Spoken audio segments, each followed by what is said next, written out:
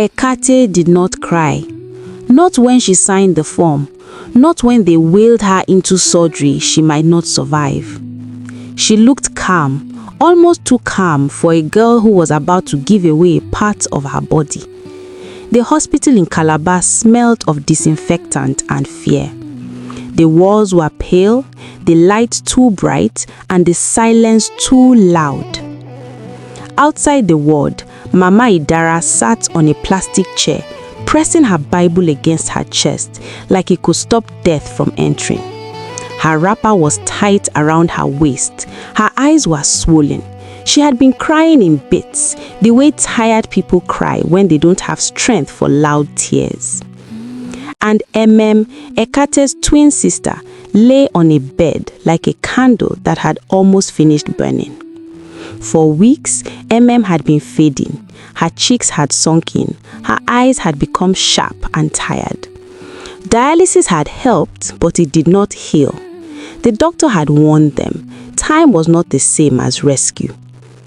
Then the test came back. Ekate was a match. That was when Ekate became the answer that nobody wanted to accept and everybody needed to accept. The doctors repeated the risks. One kidney was enough for a careful life, they said, but it was not a promise. Stress could become poison. Sickness could become sudden. A small mistake could become a big problem. Ekate listened and nodded once. To her, the choice was simple. Emem was her twin, her mirror, her childhood, the person who understood her without explanations. If Emem died, Ekate would live with a body that still breathed, but a heart that stayed broken. So she agreed. The day of the surgery, the theater doors swallowed Ekate first. Emem watched the doors close and turned her face to the wall because she could not look at the truth for too long. Mama Idara prayed until her lips became dry. Hours later, the doctor came out with a tired expression and a small nod. It was done. Ekate returned with stitches and weakness. Emem returned with life. Recovery was slow. The twins looked like two different stories now, one rising, one bending. Emem began to eat again. The color returned to her face. Her eyes regained light. Neighbors started visiting with prayers and small gifts, fruits, bread, warm words. People praised Ekate, but Ekate did not act like a hero. She just rested quietly and followed instructions like someone who knew the future might not be kind. As days became weeks, the family tried to pretend everything was fine. Mama Idara smiled more often, Emem laughed again, the house sounded alive. But Ekate's body began to whisper warnings. She got tired faster than before, she slept more, sometimes she sat down and stared at nothing for long minutes. Sometimes she forced strength and later paid for it with pain. The follow-up appointment brought the truth into the open. The doctor spoke with a calm voice that sounded like a bell. Ekate's remaining kidney was working, but it was under pressure. The tests were not screaming danger yet, but they were not singing peace either. Carelessness could ruin everything, and if it got worse, the cost would be heavy. They left the hospital quietly. That evening, Emem sat in the backyard where they used to play as children. She watched Ekate move slowly, like someone carrying invisible weight. For the first time since she got better, Emem felt the full size of what Ekate had done. It hit her like a slap. Ekate had saved her with her own body, and there was no gift big enough to repay that. Emem started thinking the way desperate people think, fast, sharp, and full of determination. Calabar was home, but Calabar was not where big money moved quickly. Money moved in Lagos like water, people said. Lagos was loud, but it was possible. Lagos was hard, but it rewarded hustlers. Lagos swallowed some people, yes, but others came out holding success like a trophy. Emem decided she would be one of the ones who came out alive and strong. She packed a small bag, she held her Bible, she hugged her mother, she hugged Ekate longer. Ekate's face remained calm, but her eyes carried quiet fear. It wasn't fear of Lagos, it was fear of being forgotten.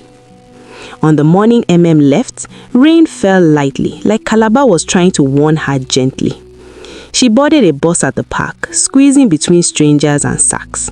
The engine roared. The bus moved. Mama Idara's figure became smaller behind the rain. Ekate stood beside her mother watching. Emem stared out the window, holding a promise in her chest. She believed she was going to Lagos to save Ekate. But she did not know Lagos was also waiting to test her. And when the bus finally crossed into the city that never slept, Emem's phone buzzed with a new message from an unknown number. Welcome to Lagos. If you know Shine Eye, Lagos go use you. Emem stared at it, confused. Then the bus entered traffic, and Lagos opened its mouth. Lagos did not greet Emem softly. It hit her with noise first. Horns, shouting, engines, and the endless movement of bodies. Everywhere she looked, someone was selling something, running somewhere, or fighting for space. The air smelled of fuel, sweat, and fried food. The city felt like it was breathing fast. Auntie Rose lived in Surulere. Her place was a crowded compound with many doors and many lives pressed together. She gave Emem a corner to sleep, warned her not to trust anyone too quickly, and reminded her that Lagos did not care about people's problems. Emem listened, but her mind was already moving ahead. She started the hustle immediately. She walked through Balogun Market, swallowed by people and stalls. She begged for jobs, got ignored, got laughed at, got stared at. She entered shops and smiled until her cheeks hurt. She rode danfos that shook like they were held together by prayer. She stood in long lines for interviews that led nowhere. The Lagos sun was different from Calabar's sun. It felt sharper. It burned like it wanted to peel hope off her skin. At night, Emem lay on her thin mattress and thought about Ekate's quiet face. That memory kept her from giving up.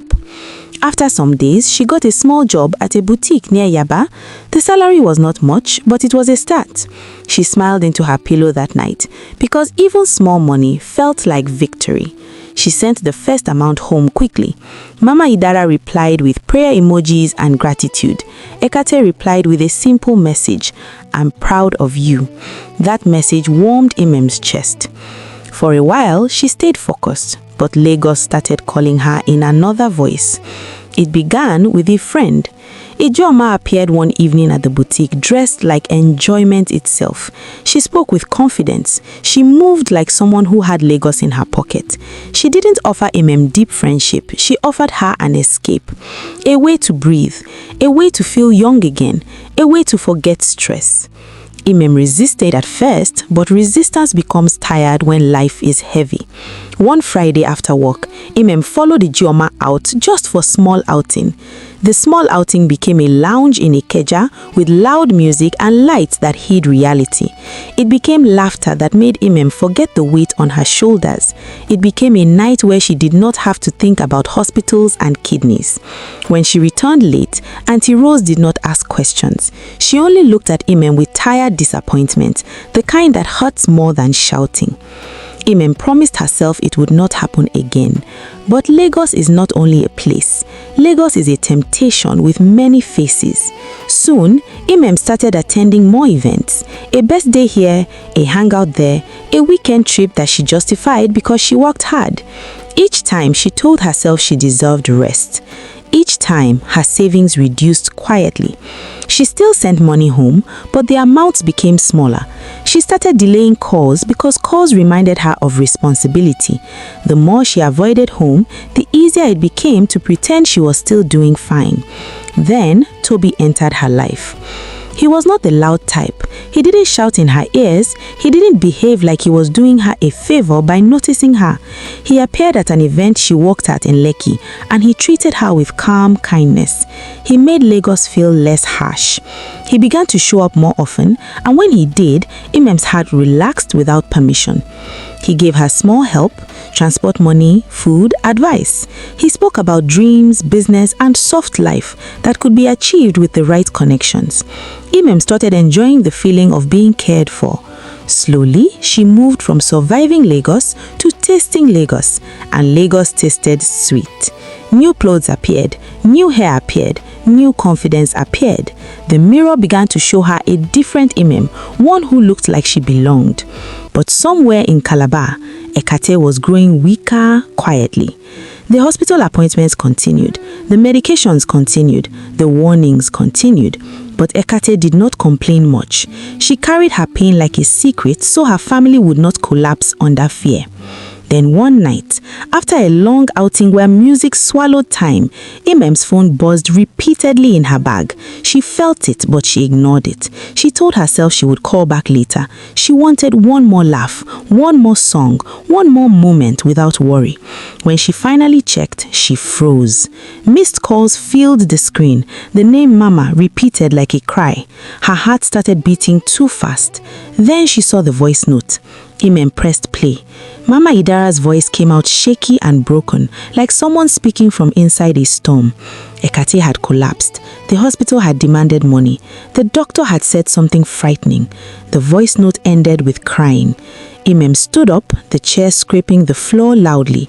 People around her looked, annoyed. The music kept playing like nothing serious had happened.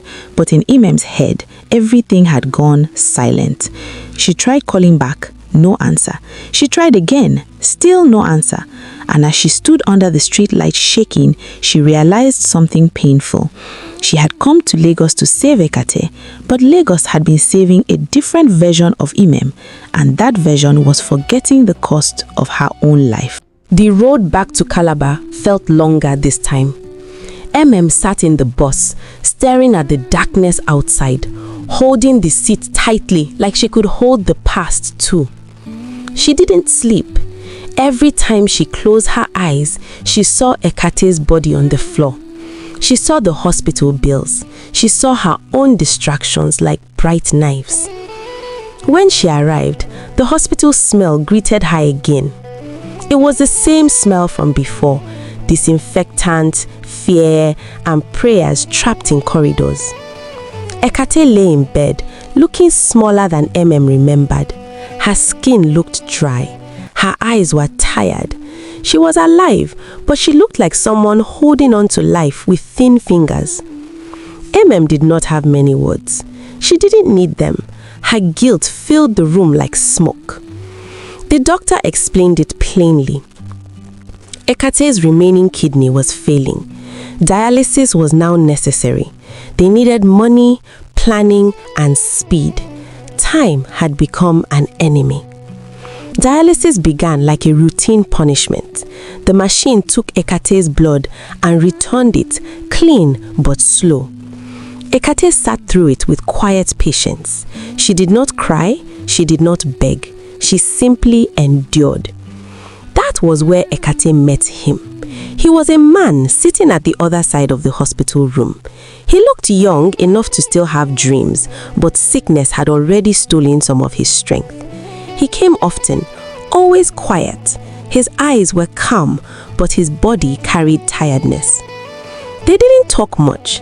They didn't need to. In that hospital, suffering made strangers feel like family without introductions. Sometimes he held the door for Ekate when she walked out weakly. Sometimes he pushed a chair closer for her. Sometimes he offered a small nod like he was saying, "You are not alone." That was their friendship, built from shared pain and quiet understanding.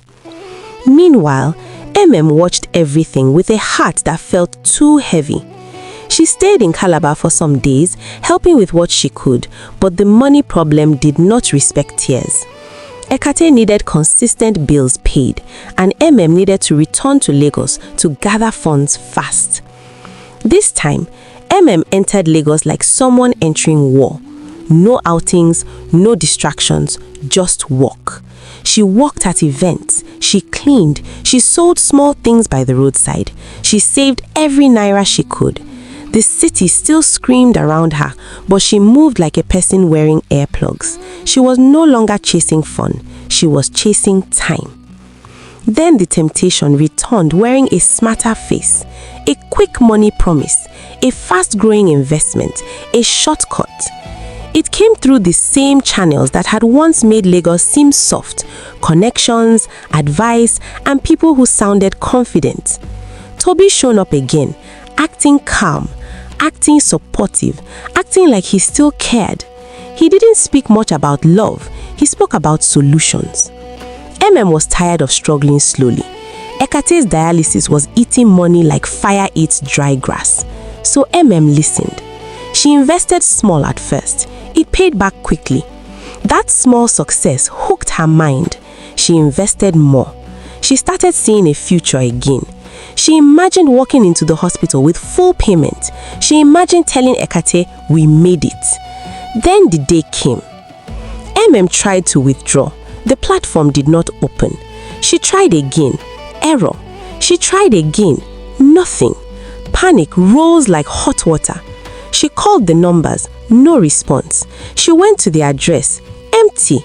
She searched online. Gone. It was like the person had never existed. When she checked her balance again, she saw it. Naira 0.00. The money was gone. Her savings, her sweat, her sacrifice, all of it. She stood in her small room in Surulere and stared at the wall for a long time. Her body wanted to scream, but her voice did not come. Her chest felt tight, like someone was pressing it. Then her phone rang. Mama Idara. Emem stared at the name, trembling. She picked. Mama Idara's voice was breaking, as if she had been breaking all day. Ekate needed dialysis again.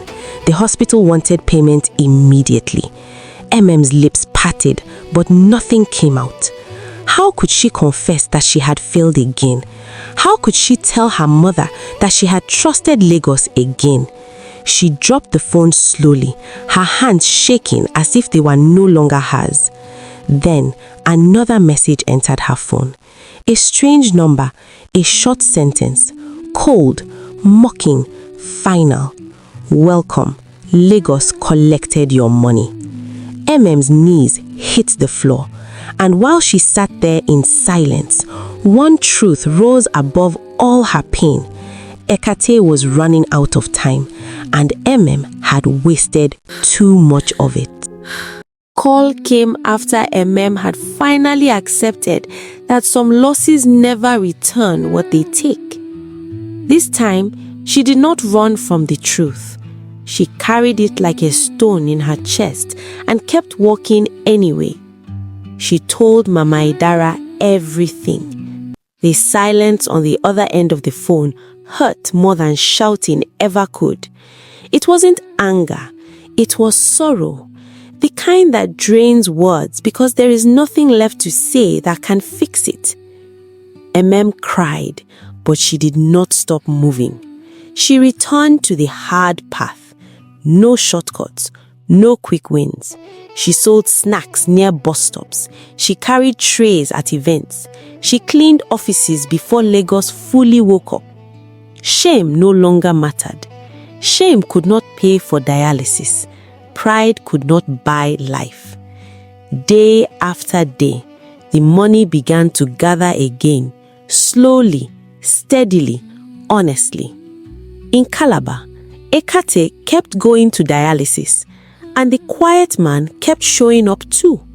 Each week, he looked weaker. Still, he carried himself with calm dignity. Sometimes he sat beside Ekate while they waited for the nurses. Sometimes he shared a small smile when the machines beeped too loudly, as if reminding her she was still human, not just a patient. Then one day, he didn't come. Ekate waited. Nurses moved as usual. Machines hummed. Patients came and left, but his seat stayed empty. The next time, he still didn't come. On the third day, the nurses whispered among themselves. Someone had died. Ekate didn't ask questions out loud. She didn't need to. The truth settled quietly inside her. The dialysis room felt colder, even with people in it. She went home and stared at the ceiling for hours. She didn't cry loudly. The sadness lay on her like a heavy cloth. It wasn't romantic love she mourned. It was the pain of losing someone who understood suffering without explanation. Life moved on anyway. Emem's money grew. Community help came too. Small donations, church offerings, neighbors who heard and decided to help. Mama Idara grew tired, but she prayed like her life depended on it. Then something unexpected happened. A call came from the hospital. Ekate's condition had worsened suddenly. She had been placed on an emergency transplant list. A donor kidney was available. The timing was sharp and frightening, like Grace arriving with a knife. They told Mama Idara to bring Ekate immediately. Emem rushed down from Lagos with every naira she could gather, her heart beating so loudly she felt it in her ears. The road to Calabar felt cruelly slow, as if the universe was testing her one last time. At the hospital, everything moved fast. Nurses ran. Papers were signed. Tests were done. Ekate was wheeled through long corridors, eyes half opened, body weak, spirit still holding on. Emem followed like someone chasing her own soul. Then she saw the form. She didn't understand it at first, but when the nurse mentioned the donor's name, Emem froze. It was the quiet man, the same man Ekate had met during dialysis, the same man who had stopped showing up. He had been sick too. He had known his time was short, and before he died, he signed the papers. Not for a family member, not for someone who begged, but to give life to someone who sat beside him in pain and stayed kind. Ekate had no strength left to react. She was already being prepared. Her eyes blinked slowly, as if trying to understand how death could still be generous. The man was gone, but his choice remained. Ekate was rolled toward the theater. The doors opened. Bright light swallowed her just like the first surgery, only this time she was the one being saved. Outside, Emem sat with her head in her hands, unable to pray properly because fear kept interrupting her words. Mama Idara rocked gently, whispering prayers that sounded more like breath than speech. Minutes stretched into hours. The corridor felt too long. The air felt too heavy. Then the theater doors opened.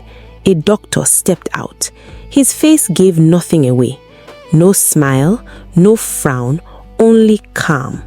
Emem stood so fast her legs nearly failed her.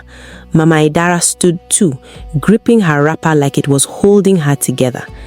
The doctor looked at them. For one long second, nobody breathed. Then he spoke.